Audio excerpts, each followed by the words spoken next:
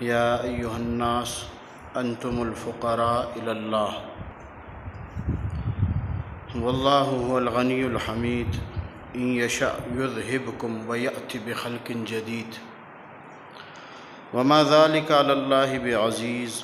قرآن پاک میں اللہ تبارک و تعالی مجھے اور آپ کو دھمکی دے رہے ہیں،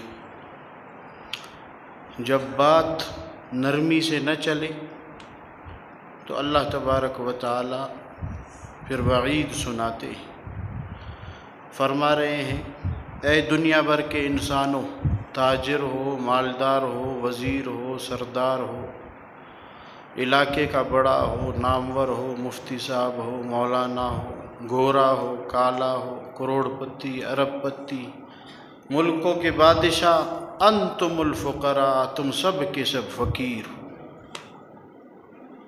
اللہ کے ہاں تمہاری کوئی اہمیت نہیں، فقیر۔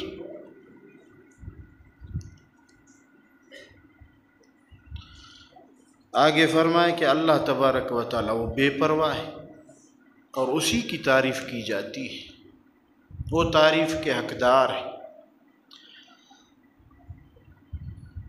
اللہ اکبر۔ کسی انسان کی تعریف کرنا بزرگوں نے لکھا ہے ایسے جیسے اللہ کی تعریف۔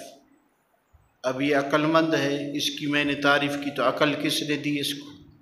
اللہ نے۔ اللہ کی تعریف ہو گئی۔ مالدار ہے، اس کی تعریف آپ نے کی تو مال کس نے دیا؟ اللہ نے دیا، اللہ کی تعریف ہو گئی۔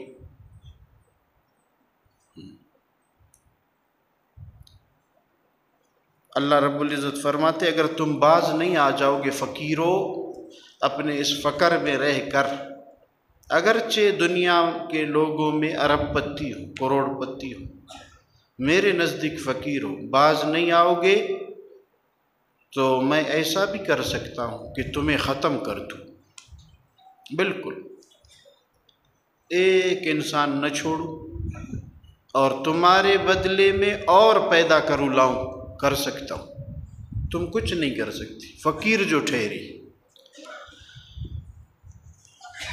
اور خیال رکھنا اللہ نے فرمایا کہ میں اس طرح کرنے پر قدرت رکھتا ہوں، قادر ہوں، میں شک میں نہ آنا۔ ایک دفعہ زمین کو ہلا دوں، کوئی ہے جو اس کو روک سکی؟ کوئی نہیں۔